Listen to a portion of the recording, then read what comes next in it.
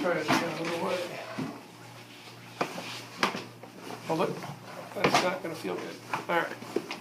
Got a pin over him. What's that? Got a pin over him. I've got all 6 in the shot. You still need to go. Let me videotape everyone real quick. Hello, everyone. Hello. All right. Let me get set up, Collin, and I'll tell you to go.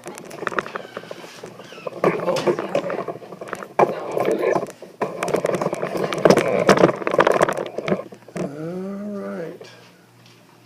Go ahead. There's no way I would ever allow my kids to play football today. Even though I love the sport, I'd smack them in the mouth if they said they wanted to play football. This is a quote Brian Murphy of the Kansas City Star got from Hall of Fame running back Bo Jackson. More and more parents are not letting their kids play team sports because some think that their children will get hurt or that sports are all just a game. Team sports improve communication between teammates, coaches, and improve communication skills within the players. These skills that are valuable carry on into the rest of their lives and far outweigh the risks of participation. Team sports allow the players to interact with each other and build special bonds that will last a lifetime. Because of team sports, I am still in good touch, and good friends with the players that I played with in high school.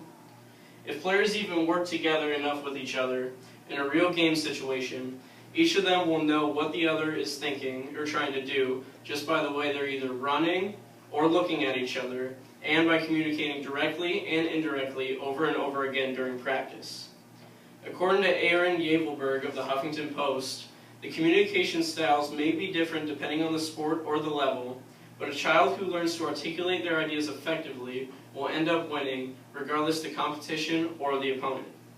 Say your child grows up and articulates their ideas to their new bosses or employees. By articulating their ideas, they are, according to Yavelberg, winning. Also, by playing in a team sport and interacting with their teammates, you're preparing them for real life. When they get a job, they're going out to make new friends and learn how to bond with each of them.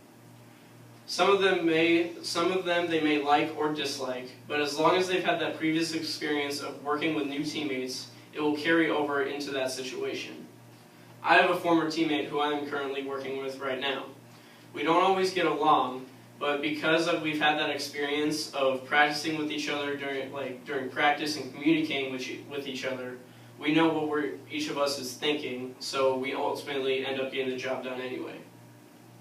In a study on communication involving athletes, Murat Elios found that athletes scored higher in communication categories because team sports are more effective in developing communication skills, and we believe that individual sports or team sports are important factors in development of communication skills. Communicating with their coach is also a vital aspect of developing communication. It helps with nonverbal and listening skills.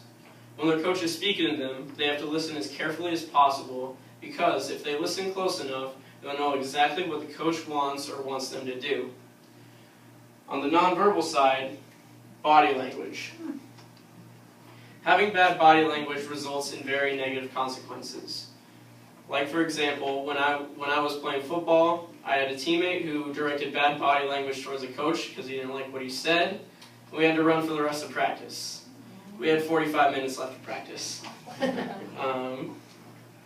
Also on the nonverbal side, when the coach is giving signals as to what play is getting called, a player must understand what those signals mean in order to run the play correctly.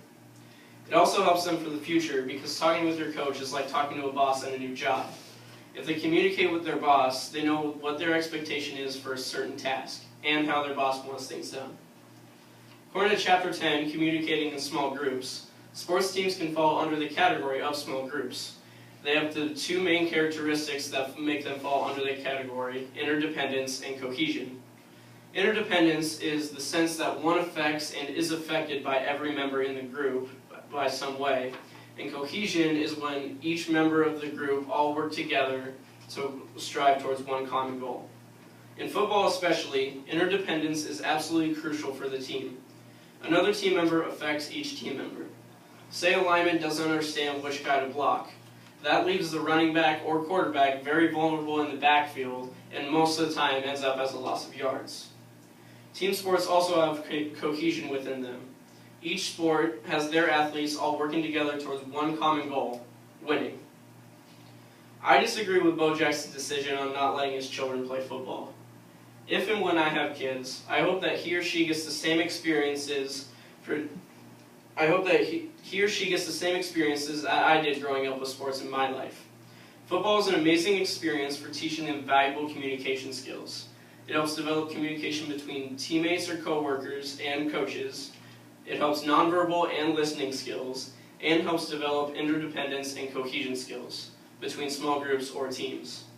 I can't see how a parent wouldn't want that for their child, and I hope your children will experience or have experienced that as well. Thank you. Good job.